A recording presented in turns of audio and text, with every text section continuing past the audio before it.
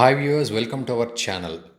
మధ్యప్రదేశ్లోని షాజహాన్పూర్లోని బలోయ్ గ్రామంలో ఉన్న హనుమాన్ దేవాలయం గురించి మీరు వినాల్సిందే.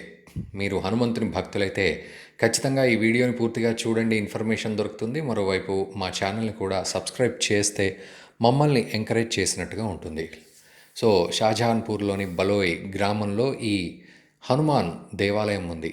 ఇది చాలా పురాతనమైన దేవాలయం, బాగా ప్రసిద్ధి చెందిన దేవాలయం.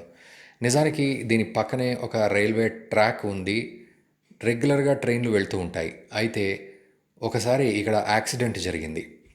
అయితే ఆ యాక్సిడెంట్ జరిగిన తర్వాత ఆ రైల్వే డ్రైవర్ అంటే పైలట్ చెప్తూ ఉన్నాడు, ఈ యాక్సిడెంట్ నిజానికి చాలా ఘోరంగా జరగాల్సింది, కానీ నేను ఇక్కడికి వచ్చే క్రమంలో నాకు వింత వింతగా ఏవో శబ్దాలు వినిపించడం మొదలుపెట్టాయి. అవేంటో అర్థం కాని పరిస్థితికి వచ్చేసి నేను ఏదేదో ఆలోచించాను. ఈలోపు అనుకోకుండా నా ట్రైన్ ఆటోమేటిక్గా స్లో అయింది.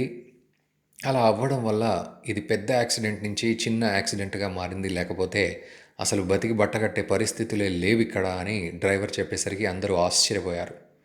ఆ తర్వాత నుంచి అక్కడ ట్రైన్ యాక్సిడెంట్స్ జరగడం మానేశాయి. ట్రైన్ డ్రైవర్స్ కూడా అక్కడికి రాగానే స్లో చేస్తారు ట్రైన్స్ని.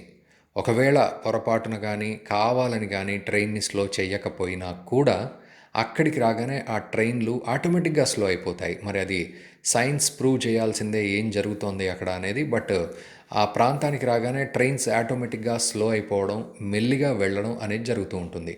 సో దట్ ఒకవేళ ఎదురెదురుగా ట్రైన్లు వచ్చినా గుద్దుకున్నా ఏమీ కానంత స్లో అయిపోతూ ఉంటాయి. మరి అది నిజంగా హనుమంతుడి మహిమనే చెప్పాలి. అక్కడ హనుమంతుడి దేవాలయం ఉంది, ఆ హనుమంతుడి మహిమ అనే చెప్పాలి. ఎందుకంటే డ్రైవర్ కావాలని చేయకున్నా ఆటోమేటిక్గా అది స్లో అవ్వడం అనేది కూడా విచిత్రమే కదా. సో ఆ రకంగా ఆ టెంపుల్ చాలా ప్రసిద్ధమైంది.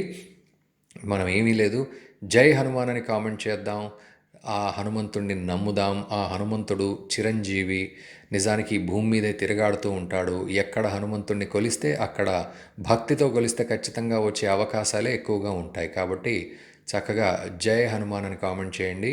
హనుమంతుడి కృపకు పాత్రులు కండి.